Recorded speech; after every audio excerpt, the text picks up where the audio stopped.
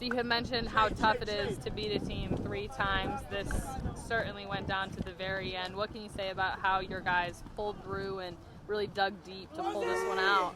Well, yeah, like you said, it's we kept talking about it, and beating the same team 3 times is just. I think I told Brian my prediction was it was going to be a 4-3, even though we had beaten them twice 6-1.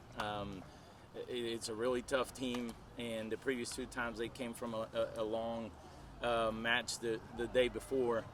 I think, it's what we talk about, being resilient, being tough, and when it comes to a conference tournament setting, it's about who's going to be able to take more punches and continue to get up and continue to fight and know that these matches are going to go up and down, and you're going to go on a streak, and your opponent's going to go on a streak. And we were just able to hang in there, and it looked like we had lost it with Ozzy after Oswaldo at number 6 after he didn't close it out 5-3 in the second, but he came back and broke back in the third after being down a break down in the third set.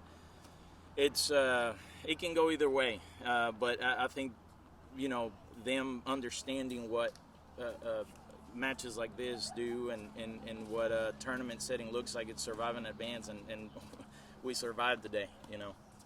You earned the bye, so that can go 2 ways. You're not as tired as New Mexico State, but also they have some momentum coming in. How are you able to use the bye to your advantage? I think the freshness definitely plays a part, especially down here in Beaumont with the humidity and the heat and all that stuff. At the same time, I did notice early in the doubles, they had played a match before. Their legs were in, their energy, their match energy was on, and we kind of started just a little bit. First match, we're still kind of looking around a little bit like deer in headlights, and then we were able to kind of come back in 2 of the doubles, being down 4-1 and 4-2, down a break in 2 different courts. It was an advantage, and like you said, at the same time, it can be an advantage for them because they're a little more ready. Any player in particular that stood out, or was it just a whole team effort all around? Tyler, obviously.